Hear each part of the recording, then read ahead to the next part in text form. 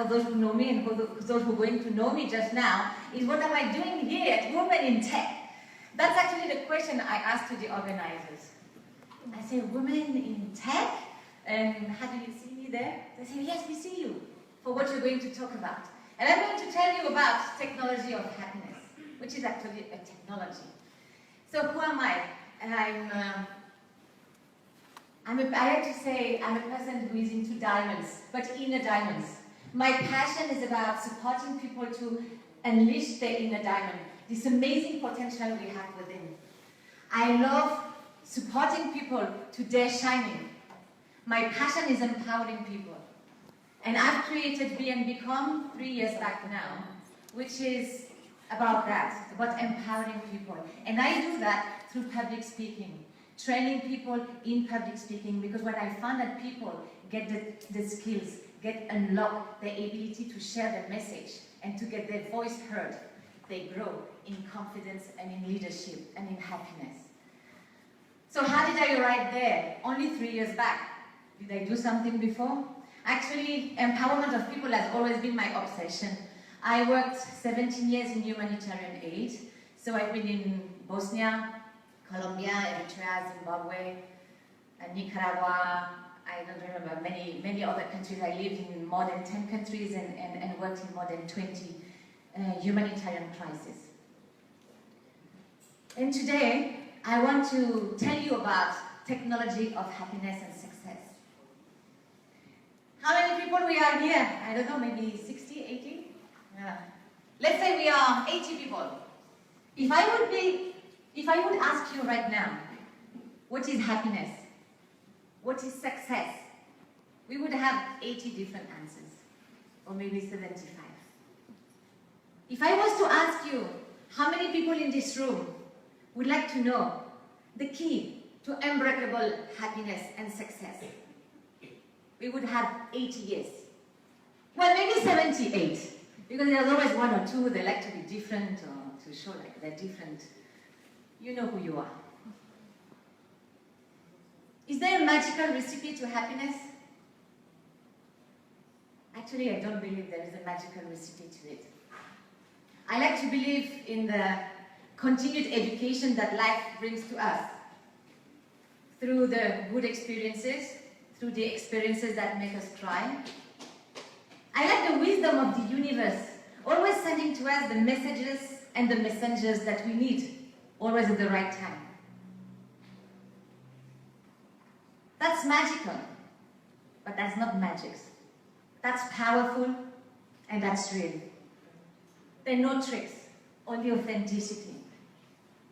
So there's no magical recipe to happiness and success. But there's a very simple technology. And this simple technology, I learned it with people who gave me the best smiles from ear to ear when they had all the reasons to cry. I learned this simple technology with the people who've been the most generous with me when they had nothing left. I learned this simple technology during my 17 years in humanitarian aid with people in the aftermath of natural disaster, in war zones. People who had nothing, but who had everything to teach. Let me share a first story when I had my first breakthrough about what makes happiness. It was 27th of January 1999. It was my second humanitarian aid mission. I was deployed to Colombia. The center of Colombia, the coffee region, had been devastated by a massive earthquake. There was no one house standing. People were still living in the area where they used to live, so that nobody could steal their land. But they just weren't there. There was no roof, there was no wall, there was no window, there was no door, there was just rubble. And that day, I remember it because it was even super foggy. It was just despair. And in the middle of this fog, I see this lady waving to me, like calling me, come on my side. So I go in her direction. And in my head I was saying, what am I going to say to this person? She's lost everything. A house, probably her life savings, and maybe worse, her family, her loved ones. What do you say to a person who's lost everything? So I walked towards her, and when I reached her, she was here standing with a smile from ear to ear. She says, "Come, I'm going to make you coffee." And then she found a little piece of brick where I could sit. And she took a sock, that color, a dark brown sock. She filled it with coffee, and she took a piece of cup. Actually, it seems it was looking like to be a really nice organic filter for the coffee. I was really touched, but then, you don't lose your mind. And I was looking at the sock, and I said, well, how the brown has come to the sock? Is it that it has been used by the food before? Is it that there's been more coffee? Is it that it got dirty with the rubble? Because we were 2 days after an earthquake. There's no way to have a white sock. And then she started putting the water in the sock over the cup. And again, I say, well, actually I was coming to the place to identify the spots where to locate what we call the water bladders, which were the water points to give access to safe drinking water to people, because there was no safe drinking water. And she had warmed the water next to me, but just warmed it a little. She didn't boil it, because she wanted probably to save the woods. So I was looking at my coffee dripping out of this sock, and I said, that's going to be my first time that I'm going to drink a non-drinking coffee. And she was here, smiling. I didn't know what had been in this sock before, if anything. I didn't know how the brown had come on this sock. And I didn't know how my body would react to the coffee, to the non-drinking coffee. But I can tell you that I knew in this moment I would never forget this moment. And I'm telling it to you exactly as it was so many years after. This lady, she was just smiling, standing tall, and giving me the only material thing that she had left.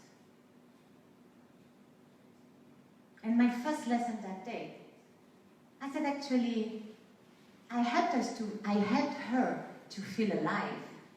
Not because I did anything, not because I gave anything, but just because she gave me. I was the recipient. And have you noticed that when you give, actually, you smile?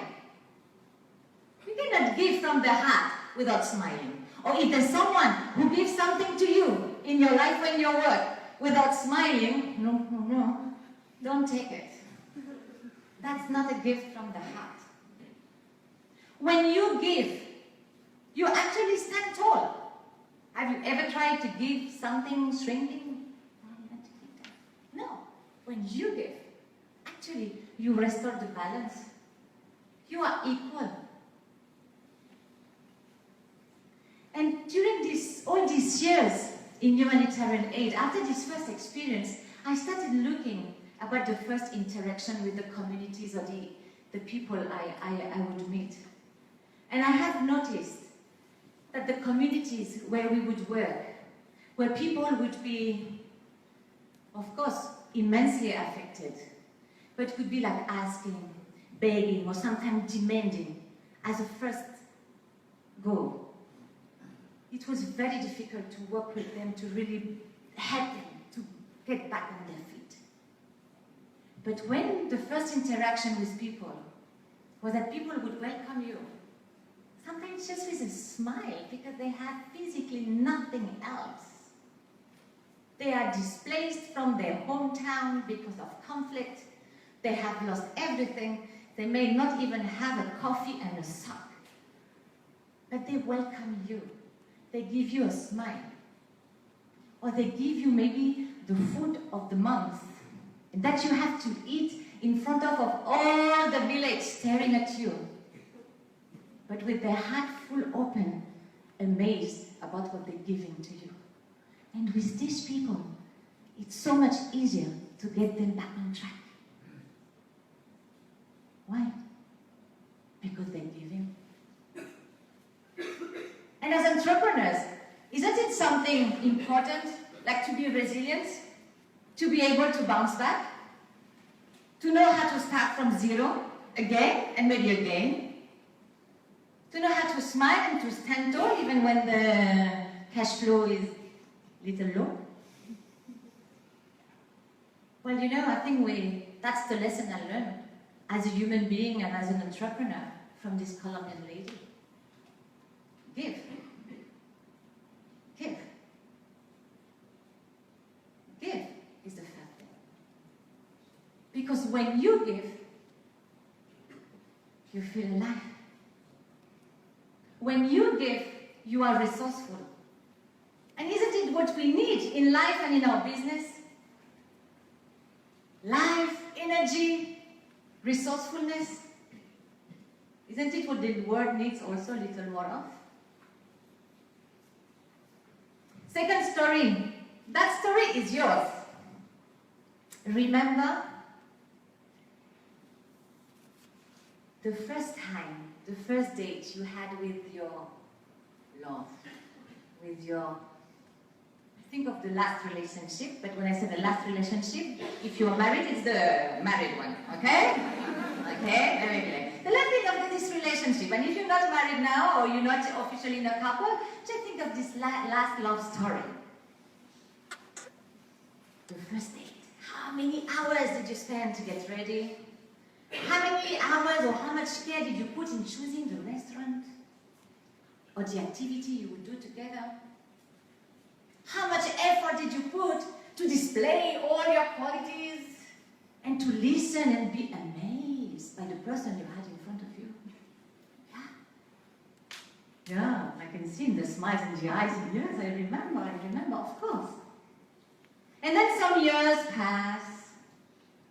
Some of us, some months, or even some weeks. He's not giving that to me. I would expect she would do that. So we start looking at what we're not getting. We start listing all what is wrong about the person we have in front of us. We don't spend too many hours in the bathroom. Sometimes we even skip the bathroom. The restaurant? Oh, we don't go anymore. For what? What's been the shift? At the beginning, you were focusing on what you gave to the relationship, what you were giving to the other person.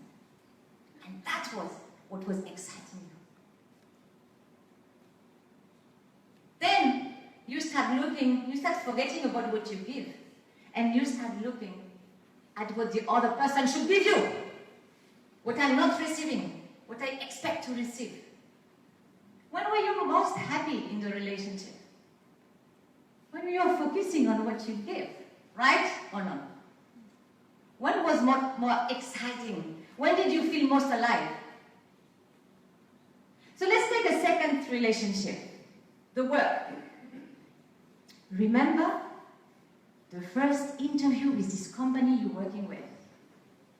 Or if you're an entrepreneur, remember this first meeting with the client of your dreams. You were like a peacock, displaying colors, showing all the best of you, and focusing how you're going to solve the life and the needs of this person in front of you. And you were very sincere. You know you can make a change in this company, and that's what you want to make. You know you can transform the business of this person with your services or with your product.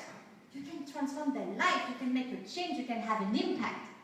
So you're focusing on what you give, and that's so exciting. That's when you feel alive.